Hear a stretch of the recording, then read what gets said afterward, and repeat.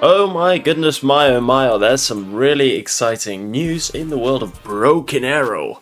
I mean, my goodness, this is the first time in a long time that I've actually been really excited to talk about the game. Now, don't get me wrong, I still enjoy playing it, but hey, having all these units is just gonna be fantastic. Now, this is obviously public information that came out today. On a Thursday, they seem to always do stuff on a Thursday. Today is Thursday the 12th of March.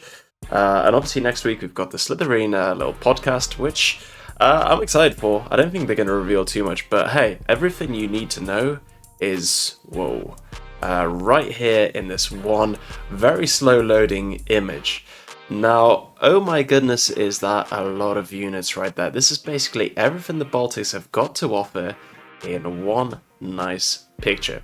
So I'm going to break it down. I'm going to talk about all the units that I see and recognize on here. There's a Leopard 2 tank, which is beautiful. I can't wait to use that. I've got an Albatross, yeah, Dauphin, by the way. That's a Black Hawk, obviously, and that's basically a mini Herc. I forgot what it's actually called, but we'll call it a mini Herc. Hercules is a C-130, by the way, for those out the loop. Scimitar right here. Basically, yeah, look, there's so much good stuff in this one picture, and my god, am I excited to talk about it. Now, you guys are going to have to forgive me, because I am not fluent in Estonian, Latvian, or Lithuanian. Far from it. But here we can see some really cool units. Now, I have no idea what this little van is, this little sort of buggy. Obviously, here's a Rangy and a Range Rover, by the way. And here are some of the scouting infantry. As you can see, we've got squads that look a bit like the RRC with their scrim on their helmet, looking very bushy, very nice. Can I zoom in on this picture? No. You know what? I'm going to have to put it in a different bit of software just to enhance the picture. If you haven't seen Super Troopers, you need to watch that film. Allow me to just quickly say a huge thank you to you guys supporting me on Patreon and on YouTube channel members, of course. I've made a new format. Thank you so much for your support. Okay, here we are on a sophisticated bit of fantastic technology called Adobe. This is what I use for all my thumbnails, by the way, but here we can zoom in and have a look at all these, all their gorgeous faces, and look at the picture in a lot more detail. So, very exciting stuff. And I mean, here's the recon tab. Now, before I do that, I'm going to quickly do an overview. And then we're going to look at every unit in detail. And then I have some pretty damn exciting news to share with you at the end, which, I'll show you later. So, without further ado, let's get into this. God, I'm excited to see all these Baltic units. Okay, spoilers, I have potentially already seen them somewhere. Wink, wink, wink. Okay, so we've got, yeah, all the infantry. Now, I mean, these names don't really mean that much to us on their own. I mean, we know what a scimitar is. If you're in the British forces, then you definitely should know it. Although I've never actually come into contact with any of these. Other big units that might stand out is obviously the CV90. I think people are very excited to see that in the game. When we look at the other vehicles, again, here's the CV90. Some other stuff, obviously the Leopard, which we've discussed already, and those XA180s, which are weird vehicles. I've never even heard of them before looking at this. Yeah, support tab. Lots of stuff I don't recognize, and a few bits that I do. So yeah, okay. If you've ever played War Thunder, you definitely know what this thing is. That is for sure. Cool, helicopters. I will talk about these in a bit more detail. We got the planes, yeah, Albatross, the C-27, so obviously C-130 Herc, Spartan C-27 Mini Herc. Cool. Really good stuff here. I mean, it doesn't really give that much away, and to be honest, I wonder why they didn't just, leak all this stuff earlier. It would have been so good for the, morale of our guys, and for more interest into the game. But let's zoom in on these units more closely. So again, I don't know what that truck is. That truck is definitely going to be the TGB 111 because I know what the other three are. Let's go over these. So Scimitar and Spartan, right? Scimitar. Those. The Spartan is basically the Scimitar is the one with the gun on it. This Spartan is the one with the passengers in the back of it. So pretty much the same thing, but there we go. And the Wolf is a Range Rover, as we've already established. Let's have a closer look at some of the infantry and some of the weapons the infantry might be carrying, so you might not have noticed these, but that is definitely a British sniper rifle, which is really cool. I really like that guy's hat too. I like this guy's hat too.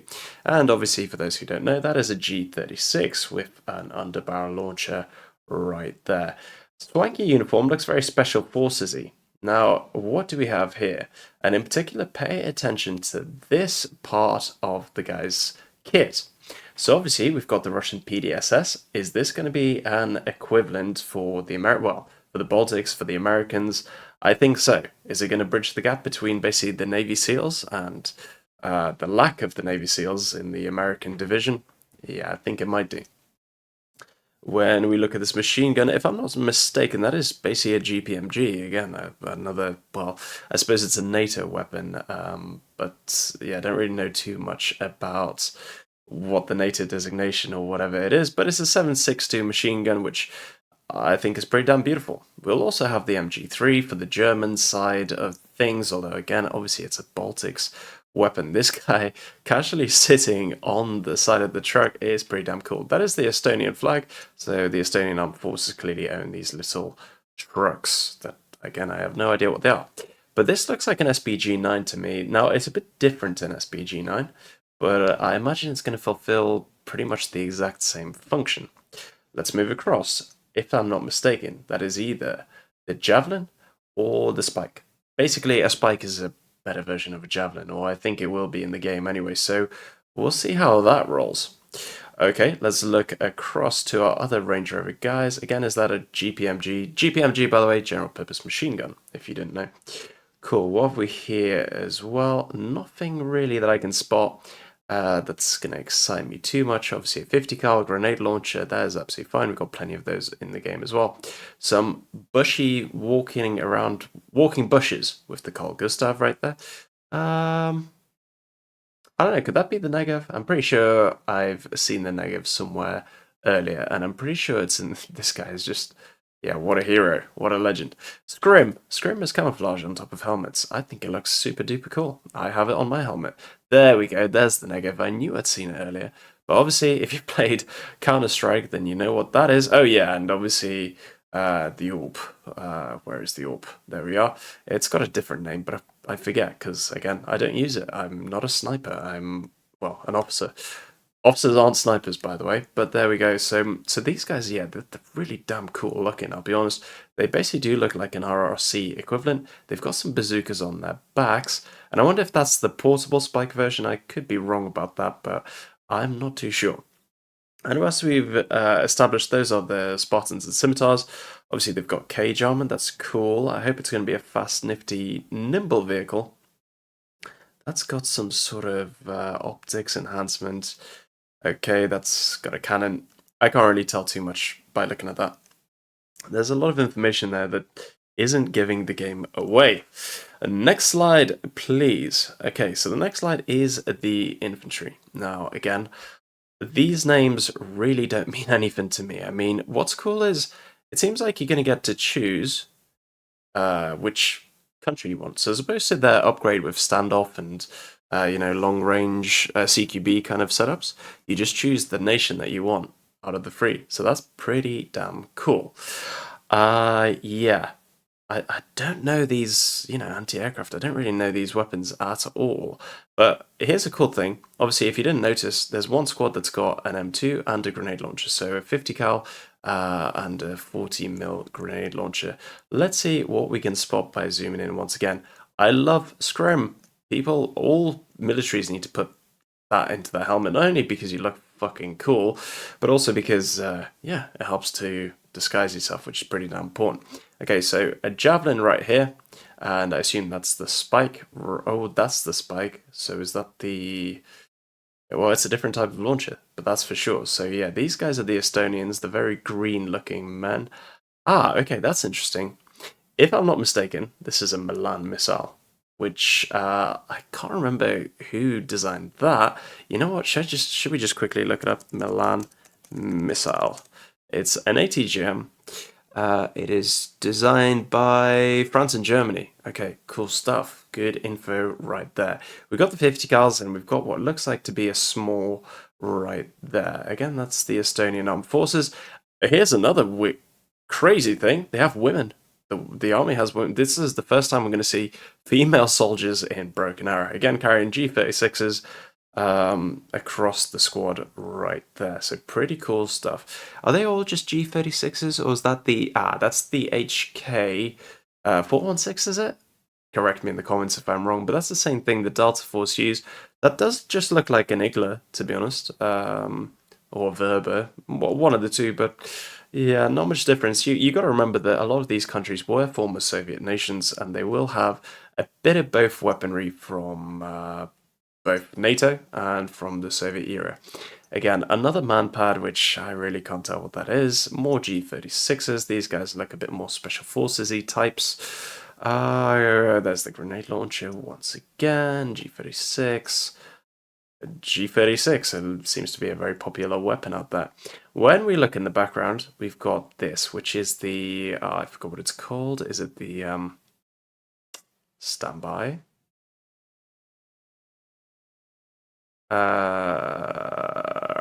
Vehicles, right? Okay.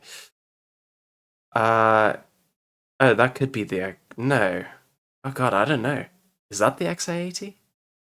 I'm not really sure. I can't really remember, but that's okay. We're sorry about that. Let's get back to it. Can't remember what that is, but that's obviously a troop transport. It's got a 50 on it. Cool. And it's got a wire cutter. That's what that sort of narwhal tusk is. So little unicorn of an infantry transport like there. I'm going to call this the unicorn. I quite like it. This is a boxer, although again, it's called something else in different NATO countries, but essentially just like a striker. It's very, very similar, carries men in the back. Obviously, I think that's a Bushmaster on top, which is pretty cool. M113, we're familiar with that already. Do these guys have anything extraordinary? It's a bit too blurry to tell. I can't really zoom in much more. And here we have the CV90. Now, that's going to have spikes in here. It's got APS, as we can see with those sensors, etc. And it looks like it's got, I don't know, some sort of armor in the front. I wish I could tell you the stats, but unfortunately, whilst I might know them, wink, I can't share any of that information, so it's a big shame, but I would absolutely love to. Cool. I think that's the infantry. Can't really tell you too much because, quite frankly, I don't know that much about our Baltic NATO allies. Some more vehicles and stuff to look at. So here we are, CV90 with its upgraded setup, again with the spikes in here and without the upgrade. Pretty cool still, pretty cool. I still quite like it. We've got a tow, a javelin or spike again on the back of a G-Wagon. We are already familiar with that in the game. Oh, that is the SLR. That is the SLR. Self-repeating rifle. This is what all the guys, not consultancy, this is what all the big boys would say. This is a proper rifle, a proper man's rifle before the L80, SA80 came along in the British forces. This was a 7.62 rifle which packed a punch and apparently hurt a lot of shoulders, but again, I've never had the pleasure because that is before my time. So we see some cage armor and the M113s, again, nothing new. Is that the XA80 or it's some sort of experimental vehicle? Again, absolutely no clue what that is. No clue whatsoever. Any hints in here? Combat vehicles? Okay, could be the Type A. Is that the... Yeah. I'm not too sure. I'm not too familiar. Cool, let's move along. Leopard. Yeah, I do like the Leopard. I think it's a very beautiful looking tank. Obviously, this is the 2A8, not the 2A7. Easily confused, but clearly you can put a 50 cal on the top of it, or you can put APS on it, which is what that is right there. Cool looking German Africa Corps paint scheme on that. Not sure why that's in the game, because obviously there's no desert maps, and there won't be, but there we go. Pretty cool.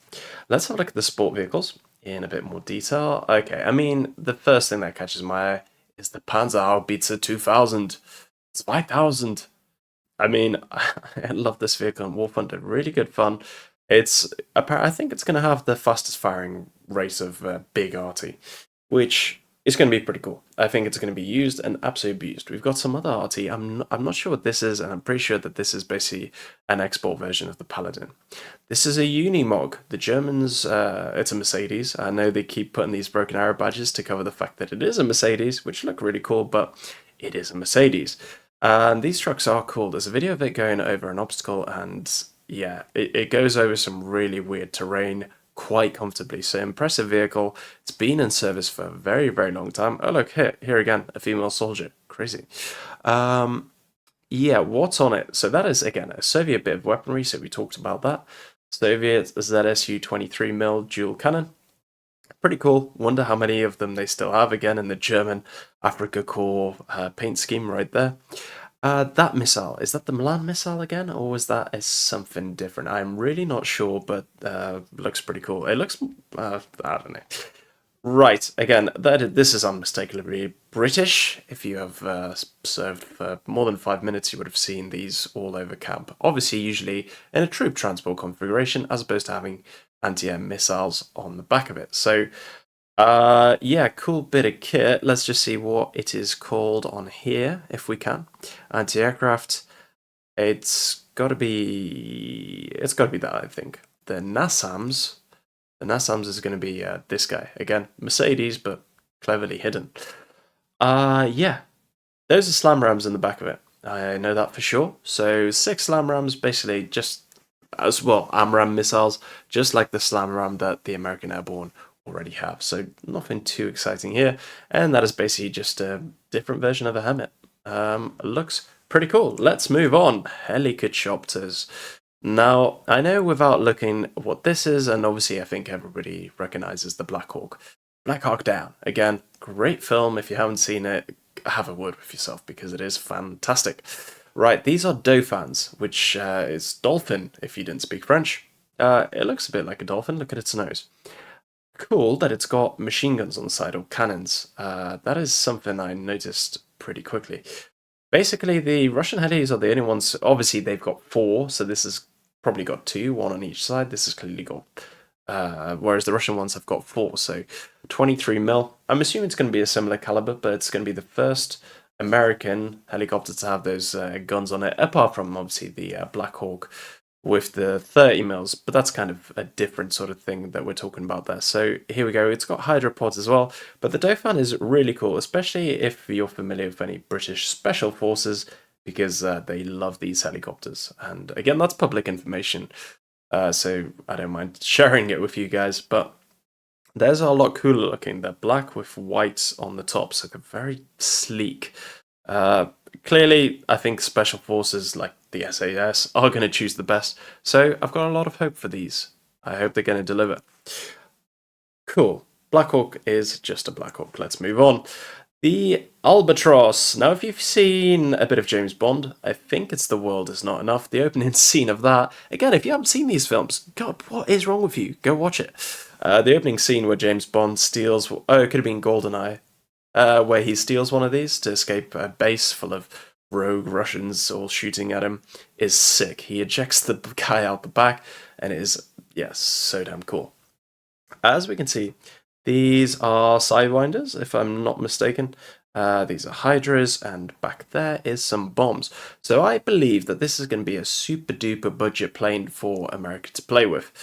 Cool. And I imagine this is going to be a bit like the AN-76 that Russia has, basically a smaller transport parachuting plane. So yeah, pretty cool as well.